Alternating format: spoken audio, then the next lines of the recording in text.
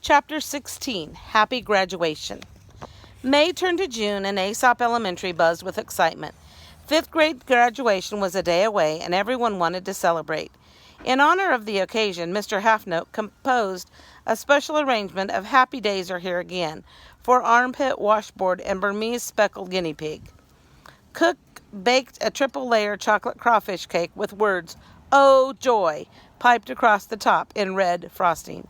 And Mrs. Gluteal, along with Mr. Frost and Mr. Chin, performed a happy dance every day in the teacher's lounge for 2 straight weeks. "We can't wait," tap, tip, tap, "for them to graduate," tippity, tap, tap, tap, tap. "You know," said Miss Turner, "I'm actually going to miss them." Miss Gluteal quit tapping. "In fact," Miss Turner continued, "I'm going to miss all of you." "What are you talking about, Paige?" asked Miss Bozzetto. Miss Turner turned to Mr. Jupiter. "Shall we tell them, Harry?" He smiled and nodded. "Harry was told by scientists that chimpanzees can't dance, so he's off to Tanzania to prove them wrong," she said in excited rush, "and I'm going with him. After all, chimps need the Dewey Decimal System just as much as they need Roomba." "You mean you're leaving Aesop Elementary?" gasped Mr. Frost. "After tomorrow, my work here is done," explained Mr. Jupiter. "It's time to move on." "That's right," enticed Miss Turner, pumping her fist in the air. "Full steam ahead." For a moment, there was stunned silence as the teachers took in the news. Then Mr. Halfnote pounded Mr. Jupiter on the back. Miss Fairchild pecked Miss Turner's cheek, and Miss Gluteal cried, "Brownies for everyone." At the far end of the table, Mrs. Shorthand, the school secretary, whispered to Miss Bunn's ear, "After these monkeys, teaching chimps should be a breeze." "I've said it all along," replied Miss Bunce. "Weird." That afternoon, the fifth graders cleaned out their desks and turned in their textbooks. Already, Mr. Jupiter had packed up his Smilodian teeth and shrunken head, his Ganga pig masks, and his owl pellets. He had hauled away his mastodon skeleton, his funeral urn, and his Venus flytrap. He had given the guinea pigs to Mr. Halfnote. "I'm sure the 3 of you will be very happy together," he had said. Now teacher and students looked around the bare walls and empty shelves. "That's it. The room is clear," Lenny declared. "All that's left is to graduate. Then it's adios, Aesop Elementary, and hola, Aristophanes Middle School," cried Bruce. The fifth graders cheered and high-fived each other. "Aren't you excited too, Mr. Jupiter?" asked Rose, noticing his glum expression. "I think the word bittersweet better describes my emotions," replied Mr. Turner. "Huh?" said Ham. Stanford rolled his eyes. "Bittersweet," he translated, "means bitter and sweet at the same time." "Like choco roaches?" said Ham. Bittersweet." Mr. Jupiter smiled. "Something like that." The next morning, Mr. Jupiter and his fifth graders, along with their happy parents and happier former teachers, assembled in the auditorium. Proudly, the children took their places on stage. Mr. Jupiter smiled at Emberly's shirt and tie, Amisha's high-heeled sandals, and Bruce's slicked-down hair. "Don't you all look nice?" he said. "You look nice, too," said Rose, who had managed to get to school that morning without smearing strawberry jam on her sleeve. "Thank you," Mr. Jupiter said, looking down at his bright-colored Academician ceremonial tunic. "A special occasion deserves a special outfit." "I couldn't agree more," said Victoria as she adjusted her tiara. Mr. Jupiter turned to the audience. "Parents and teachers," he said, "thank you for attending this very special ceremony in honor of our children's year at Aesop Elementary." In her seat, Miss Buzz giggled. "This ceremony, however, is not ending, but it is a beginning," continued Mr. Jupiter. "While our fledglings may be flapping away from this nest, they are soaring toward bright and glorious futures." Miss Buns giggled again. "And so," said Mr. Jupiter, "to commemorate this remarkable occasion, I want to present each of you graduates with a special award, a token, if you will, of my admiration and esteem." Mr. Jupiter moved to a table covered with papyrus scrolls. "These are made from scraps that I excavated during my last trip to the sacred temple of Philae." He coughed.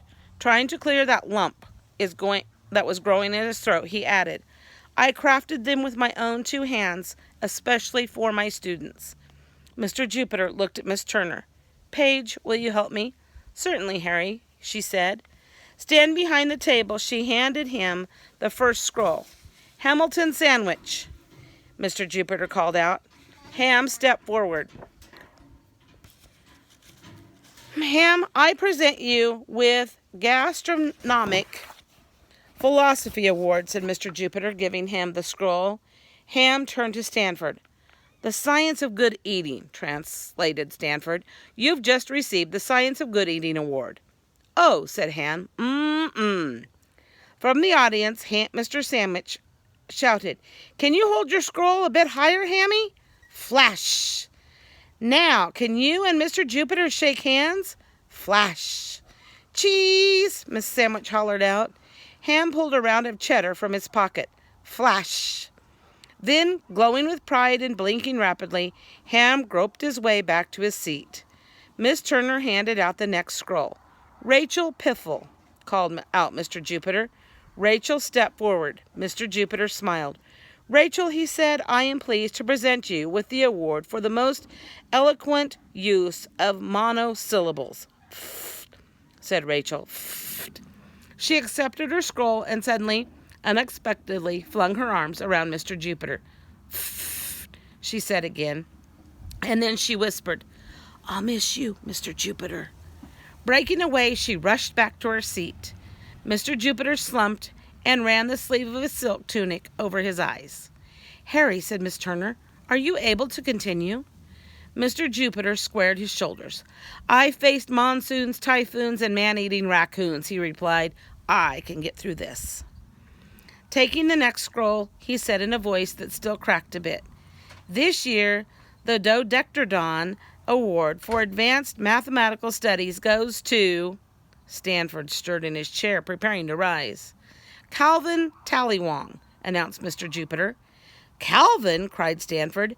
Me, cried Calvin as he made his way across the stage. Yes, you, replied Mr. Jupiter as he handed over the scroll. No one in the class has made more advancements, mathematically speaking, than you have.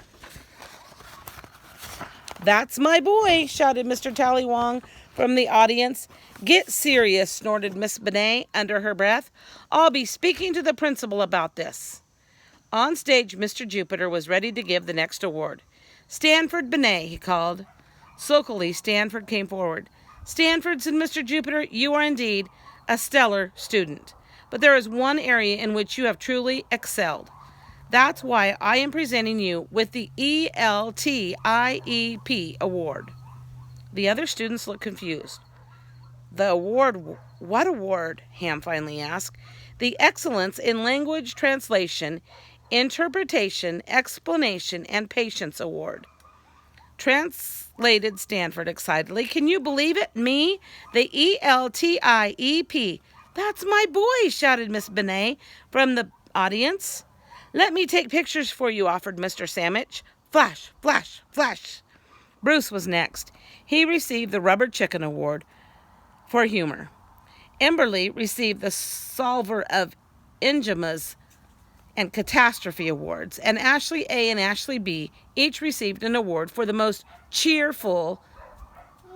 Rah, rah, sis, boom, bah, shouted their families from the crowd. And so it went one by one. The almost sixth graders accepted their awards. Victoria won the most likely to be seen draped in organdie award. That was obvious, she sniffled. Humphrey won the Echo Award for repetition and redundancy. Echo, he repeated. And Melvin won the Junior Contortionist Award with a gift card for a free bag of Twistorelli pretzels. He accepted his award and, with his toes, finally just one student remained. Leonard Whittier, called Mr. Jupiter. Lenny stepped forward and looked up at his teacher. Leonard, said Mr. Jupiter, his voice cracking with emotion, I present you this papyrus scroll to... He took a deep breath. To the most improved student. Lenny took the award. He searched in his mind for a snappy comeback, a funny punchline, a clever zinger. But all he could come up with was, Gee, thanks. In her seat, Miss Buns could barely contain her glee. It's almost over, she squealed. Any second now. On stage, Mr. Jupiter struggled with his emotions. And now, he finally said, by the power vested in me as your fifth-grade teacher, I declare that each and every one of you has met requirements and conditions necessary to graduate from Aesop Elementary School. Therefore, it is my honor to be the first person to call you sixth graders. At his words, the auditorium erupted into joyous pandemonium. The graduates tossed their scrolls into the air. Their parents leaped from their seats and hugged each other. And the armpit, washboard, and guinea pig band burst into Happy Days Are Here Again. Then the teachers, parents, and band members all streamed into the lunchroom for cake. Mr. Jupiter hung back. I'll meet you in there, he said to Miss Turner. I just need a moment to compose myself. And he ducked into the prop room. As for the brand new sixth graders, after picking up their scrolls, they lingered on stage. So we did it, said Missy. We're graduates, said Rose. Sixth graders, said Amisha. From the lunchroom came the sound of celebration, but on stage all was quiet. Finally, Ham said, bitter-sweet. Uh-huh, sighed Stanford. And then Lil stepped forward, raising an imaginary cup, and she waxed poetic. Oh, dear little school, we've learned here so long, but now we must bid you goodbye. We filled you with laughter, trilled you with song, and occasionally fought, teased, and cried. Thy walls they have witnessed math, spelling, and art, and have echoed with poetic lines. So our teacher, our classmates, goodbye and boo-hoo. Farewell, little Aesop, to you. Touched by her words, the others all raised imaginary cups too. Then after a moment of silence, Bernadette said, You know what I'll miss most about Aesop Elementary School, Mr. Jupiter? Victoria suddenly burst into tears. Me too, she bawled. Me too. Bernadette pulled a tissue out of her purse. Here, she said, handing it to Victoria. Your mascara is dripping all over your satin. Who cares, wailed Victoria. Beauty isn't everything. She sure changed, hasn't she? It was the perfect opportunity, a chance to fling a real zinger. But this time is no time for jokes, Lenny said to Bruce. Bruce nodded seriously. We're all going to miss Mr. Jupiter, Calvin spoke up, but we'll have to look on the bright side. Now that we've graduated, Mr. Jupiter can finally go back to his former life of his big adventure. Yeah, agreed Lenny. Mr. Jupiter's ridden an ostrich across Kenya and floated weightless in orbit. Compared to that, 2 years with us must have been really, really boring. On the contrary, said Mr. Jupiter, stepping out of the prop room. Hey, said Calvin, you heard us talking. Every word, admitted Mr. Jupiter, and I have a few things that I'd like to add, if I may. Pulling over a folding chair, he sat down with his former students. Adventures, he began, aren't just about rafting down raging rivers and climbing up rugged mountains. They're also about the people you've met on those adventures, with the Sherpa guides, the witch doctors, and the students. The sixth graders looked at each other, pleased. Do you mean that teaching us has been an adventure? Said Lenny. My greatest adventure, said Mr. Jupiter, smiling, with his eyes shining. You were our greatest adventure, too, snuffled Victoria, and she blew her nose with a loud, wet honk. Mr. Jupiter grinned. That's lovely of you to return the compliment, Victoria, but I am betting there are lots more extraordinary adventures ahead for each and every one of us, and each of every one of you. Both teacher and student reflected on their futures for a moment. Finally, Mr. Jupiter broke the spell. I've suddenly got a taste for some cake. Shall we? But first, called out Miss Turner as she made her way down to the auditorium aisle toward the stage, let's take one last class picture. She held up the camera that she'd borrowed from Mr. Sandwich. Ready? Mr. Jupiter and his students wrapped their arms around each other and looked toward the librarian. Everyone say, Adventure, shouted Lenny. Adventure! Flash!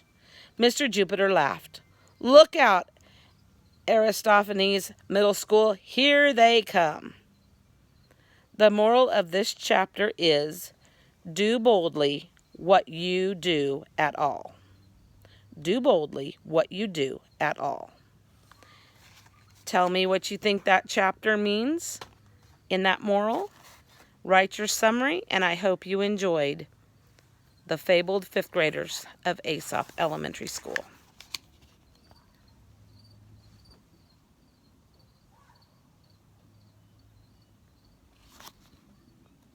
Thanks.